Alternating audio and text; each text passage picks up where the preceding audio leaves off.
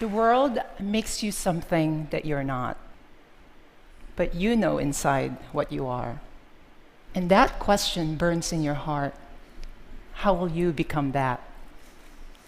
I may be someone unique in this, but I am not alone. Not alone at all.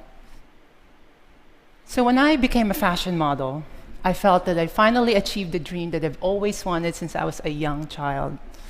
My outside self finally matched my inner truth, my inner self. For complicated reasons, which I'll get to later. When I look at this picture, at that time I felt like, Geena, you've done it, you've made it, you have arrived. But this past October, I realized that I'm only just beginning. All of us are put in boxes by our family, by our religion, by our society, our moment in history, even our own bodies. Some people have the courage to break free, not to accept the limitations imposed by the color of their skin or by the beliefs by those that surround them. Those people are always the threat to the status quo, to what is considered acceptable. In my case, for the last 9 years, some of my neighbors, some of my friends, colleagues, even my agent did not know about my history. I think in mystery, this is called a reveal. Here is mine. I was assigned boy at birth based on the appearance of my genitalia. I remember when I was 5 years old in the Philippines walking around our house, I would always wear this t-shirt in my head. And my mom asked me, how come you always wear that t-shirt in your head? I said, Mom, this is my hair, I'm a girl. I knew then how to self-identify. Gender has always been considered a fact, immutable. What we now know, it's actually more fluid, complex, and mysterious. Because of my success, I never had the courage to share my story. Not because I thought what I am is wrong, but because how the world treats those of us who wish to break free. Every day, I am so grateful because I am a woman. I have a mom and dad and family who accepted me for who I am. Many are not so fortunate. There's a long tradition in Asian culture that celebrates the fluid mystery of gender. There's a Buddhist goddess of compassion. There is a Hindu goddess, Hidra goddess. So when I was 8 years old, I was at a fiesta in the Philippines celebrating these mysteries. I was in front of this stage, and I remember out comes this beautiful woman right in front of me, and I remember that moment, something hit me. That is the kind of woman I would like to be. So when I was 15 years old, still dressing as a boy, I met this woman named TL. She is a transgender beauty pageant manager. That night she asked me, how come you were not joining the beauty pageant? She convinced me that if I joined, that she will take care of the registration fee and the garments. And that night, I won Best in Swimsuit and Best in Long Gown and placed second runner-up amongst 40-plus candidates.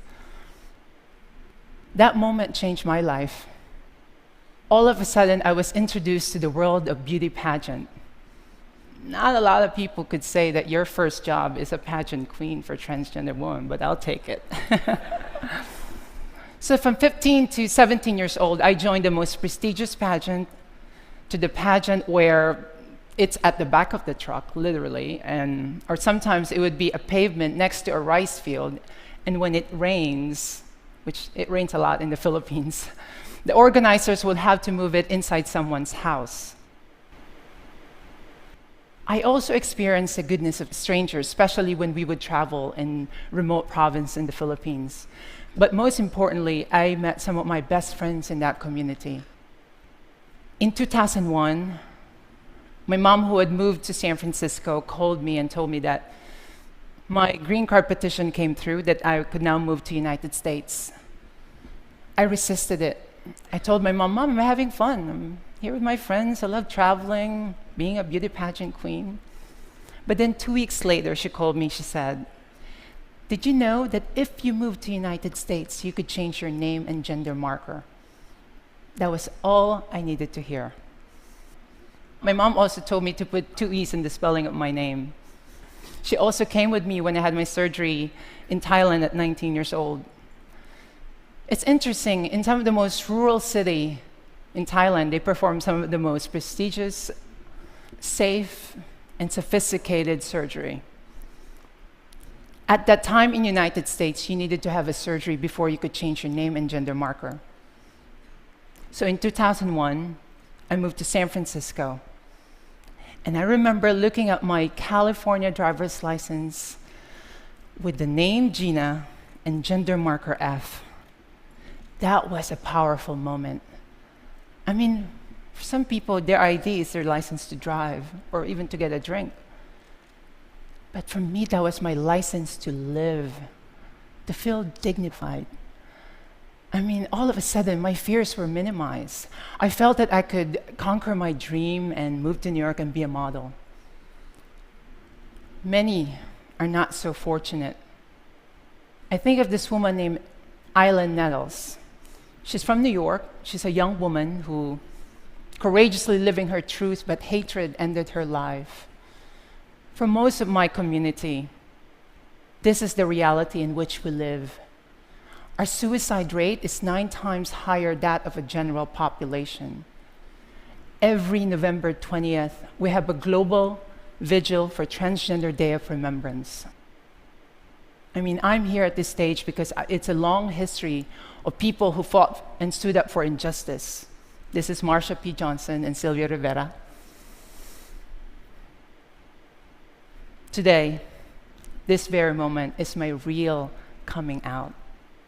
I could no longer live my truth for and by myself.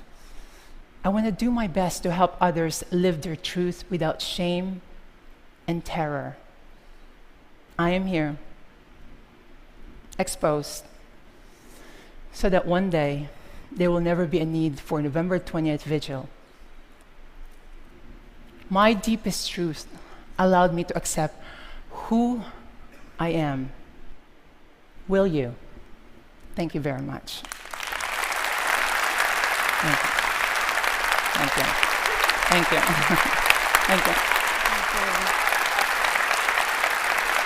Geena, one quick question for you.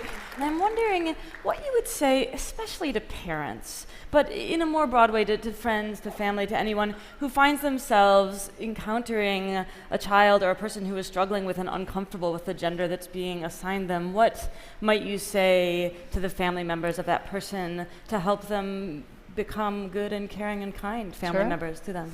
Well, first, really, I'm so blessed. I mean, the support system with my mom, especially, and my family, that in itself is just so powerful. I mean, I remember every time I would coach young trans women, would mentor them, and sometimes when they would call me and tell me that their parents can't accept it, I would pick up that phone call and tell my mom, can you call this woman? And sometimes it works, sometimes it doesn't. So, but it's this gender identities in the core of our being. Right? I mean, we're all assigned gender at birth. So what I'm trying to do is to have this conversation that sometimes that gender assignment doesn't match. And there should be a space that would allow people to self-identify. And that's a conversation that we should have with parents, with colleagues. And the transgender movement, it's at the very beginning to compare to how the gay movement started. There's still a lot of work that needs to be done. There should be an understanding. There should be a space of curiosity and asking questions. And I hope all of you guys will be my allies. Thank you. That was so lovely. Thank you.